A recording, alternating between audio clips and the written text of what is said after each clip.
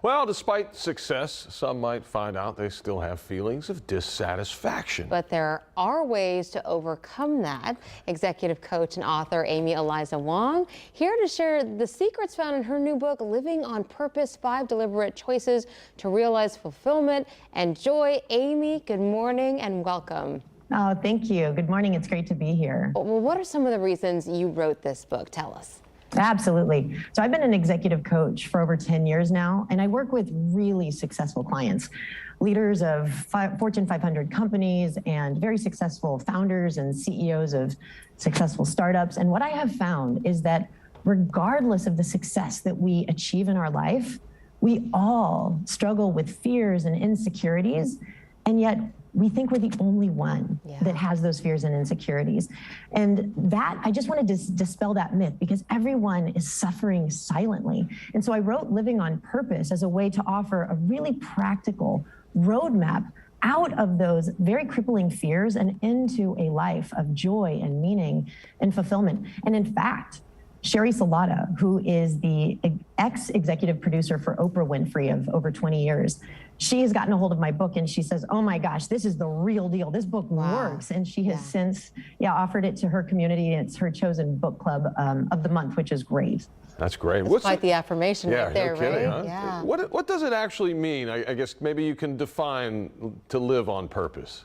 Yeah, of course. Well, it's the opposite of living on accident, which I think nobody wants, right? We don't want to succeed on accident. We don't want to create on accident.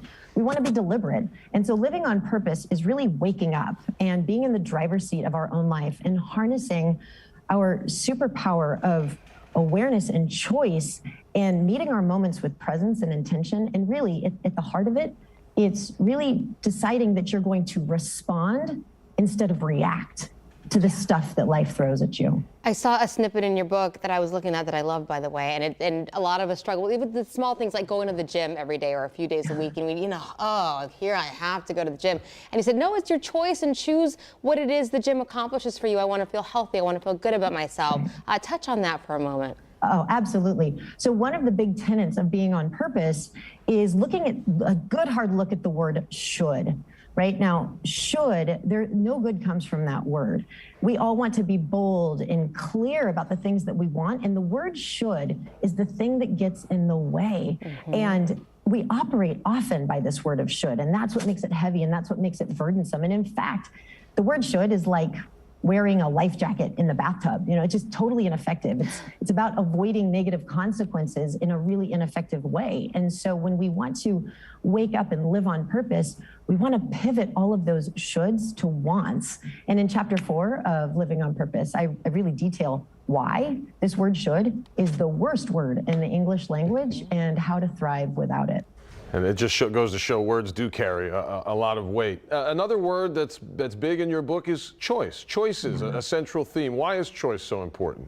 Choice, because choices are everything. Our moments are presented, they present us multiple options on how we are going to perceive, what we can interpret, and then what we think, say, and do. And it's the sum of those choices that really dictate the quality of our life, but we really don't think about it that way.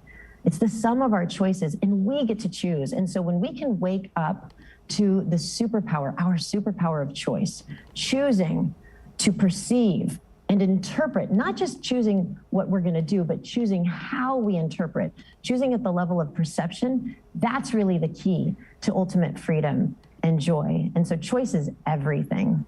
Wow. Amy, can you give us a practical example of living on purpose in our daily lives? Yeah, absolutely. And so I'm going to go back to that word should, right? So because should is that right there. When we want to wake up and be intentional, we have to look at how we're navigating. And oftentimes we're doing things on autopilot. And you have to ask, should according to who? I should do this, I should do that. Well, according to who? And so living on purpose is really waking up to that and deciding to navigate in a whole new way. And most often we just plod through because it's a habit. But instead, what we can start to do is feel out instead of figure out what's going to be next. And so being on purpose, a practical example is what feels right not what sounds like a great idea. Sometimes you got to say yes and try things, right, before you even know. Right. 100%. Can't yes. just guess. Thanks so much for your time. Where can our viewers go if they want to either get the book or follow you on social media? Yeah, absolutely. So you can go to my website, which is alwaysonpurpose.com. I'm big on LinkedIn, my whole name, Amy Elisa Wong. And you can find my book, Living on Purpose by Amy Wong, on Amazon or Barnes & Noble or anywhere books are sold. Love it. Love your message. Love your energy. Amy Eliza Wong, thanks for being with us this morning. Executive coach and author at Living on Purpose, 5 Deliberate Choices to Realize Fulfillment and Joy. You can go out and get that. It is a wonderful read, and we loved having you on today. Thanks for being with us. Thank you so much.